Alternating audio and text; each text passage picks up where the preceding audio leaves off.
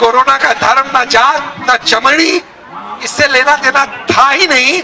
लेकिन देखिए कि हम लोग को कितने आसानी से बांट दिया। वापस हमको ऐसी व्यवस्था में करना चाहते हैं जहां हम भीख मांगते रह जाएं। और बादशाह के कसीदे पढ़ता था, गुणगान गाता था, तो एक हार जो है बादशाह निकाल के उस कवि को दे देता था, उस शायर को दे देता था। वही हालत मोदी जी। इस संसाधन की लड़ाई में हम लोग पीछे क्यों रह जा रहे हैं?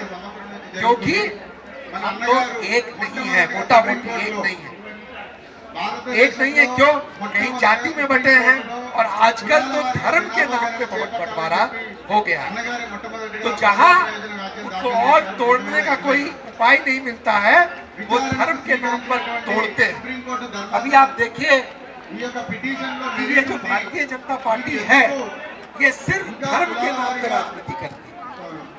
ये स्पष्ट है, अगर आप चैनल भी देखिएगा कि आपको स्पष्ट हो जाएगा कि धर्म के नाम पर राजनीति हो रही है। और उसके देखा देखी, क्योंकि जनता का मत जो है, धर्म ऐसी चीज है कि हम लोग उसके लिए बहुत ज्यादा, एक तरह से कहिए कि बहुत उसमें डूबे हुए हैं। और बहुत धार्मिक देश है ये, तो धर्म के नाम पे राजनीति करती है। और उस राजनीति में कोरोना काल में इन्होंने बताया कि मुसलमान दिल्ली का जो मरकज है, उससे कोरोना फैल रहा था। ये बताया दिल्ली के लोगों ने कहा। बताइए, दिल्ली के लोग, जब कोरोना फैला था तो ये बात आई थी कि दिल्ली में जो मरकज हुआ था, धार्मिक सम्मेलन मुसलमानों का होता है, मिल बैठ के वो लोग कुरान पे चर्चा करते हैं। तो वहाँ जो लोग आए थे अलग अलग जगह से, अलग अलग देशों से, कुछ उसके चलते कोरोना फैला और बहुत सारे लोगों को जेल में भी डाल दिया। ऐसी बात हुई थी ना। और फिर उसका नतीजा क्या हुआ कि हमारे जो फल वाले हैं, सब्जी वाले हैं, जो सबसे गरीब लोग हैं, वो जब मोहल्ले में गए तो उनको पिटाई लगने लगी, मोहल्ले में जाना बंद कर दिया और पूरा नफरत का माहौल बना दिया गया। ये कहा गया कि मुसलमान जो हैं वो कोरोना फैला रहे हैं। इस बात में कोई कमी नहीं है कि सिर्फ और सिर्फ नफरत फैलाने के लिए अगर आप 5 झूठ बोलो और जोर से बोलो, खूब जोर से बोलो, और दिन रात मीडिया भी वो भी इसी तरह के निकले। उन्होंने भी कहा दिया कि नहीं, यहाँ दिल्ली मरकज के चलते कोरोना का किसी धर्म से लेना देना नहीं है। कोरोना का धर्म, ना जात, ना चमड़ी, इससे लेना देना था ही नहीं। लेकिन देखिए कि हम लोग को कितने आसानी से बांट दिया। ये गांव-गांव में बात फैल गई कि फलना संप्रदाय के लोग जो हैं, उनके चलते कोरोना फैल रहा है। ये बात फैली थी या नहीं फैली थी? बताइए। आप लोग अलग अलग जगह से, तेलंगाना में ये बात फैली थी? नहीं फैली थी तो अच्छी बात है, बताइए। आपके तेलंगाना में मीडिया चलाती है, ये आपको सोचना पड़ेगा। और तब जब हम इस मांग को लेकर बात करेंगे, तब हमको समझ में आएगा कि ये मांग क्यों जरूरी है। हम संसाधन की लड़ाई लड़ रहे हैं और वो हमें भटकाकर वापस हमको ऐसी व्यवस्था में करना चाहते हैं जहां हम भीख मांगते रह जाएं।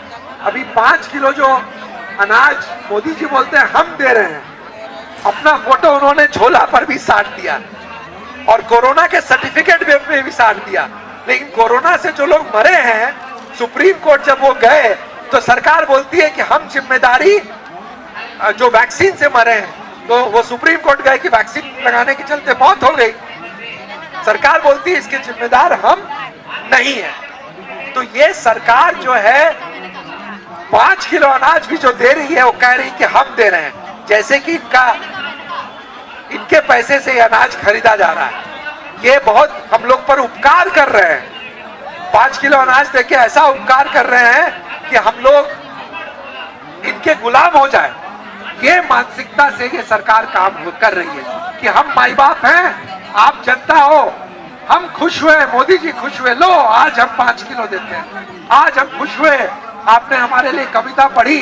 पहले बादशाहों के जमाने में कोई कवि आता था और बादशाह के कसीदे पढ़ता था, गुणगान गाता था, तो एक हार जो है बादशाह निकाल के उस कवि को दे देता था, उस शायर को दे देता था। वही हालत मोदी जी। हाँ, हम खुश हुए लो ये 5 किलो अनाज। अब हम हो गया, खुश नहीं हुए, वो 5 किलो अनाज हटा लेंगे। चुनाव है, 5 किलो अनाज फिर लो। चुनाव खत्म हुआ तो फिर हटा लेंगे। अबे भाई बता दीजिएगा जब मत करना हो तो आप लोग भी बता दीजिएगा जब बोर हो जाइएगा। तो ये जो व्यवस्था है इसको हम लोग समझ नहीं पा रहे हैं। हम लोग अपने डीलर से लड़ना जानते हैं। हम लोग को मालूम चलता जब 5 किलो मिलना है 4.5 किलो ही दे रहा है, 4 किलो ही दे रहा है, तो उस आधा किलो के लिए हम लड़ना जानते हैं।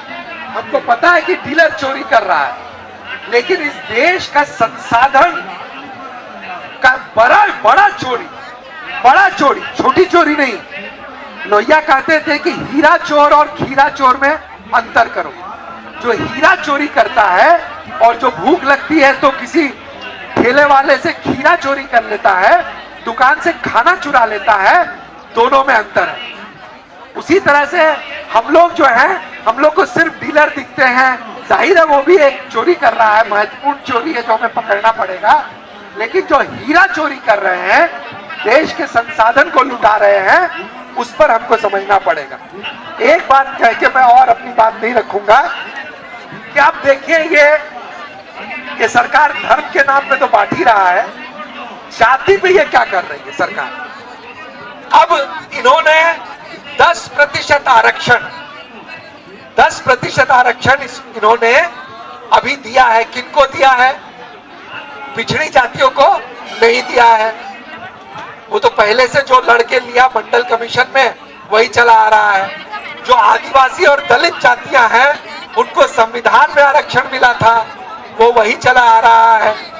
इनकी राजनीति हमेशा से रही थी। जब मंडल चल रहा था, आपको याद होगा, तो इन्होंने कमंडल चलाया था, राम जन्मभूमि का मुद्दा उठाया था।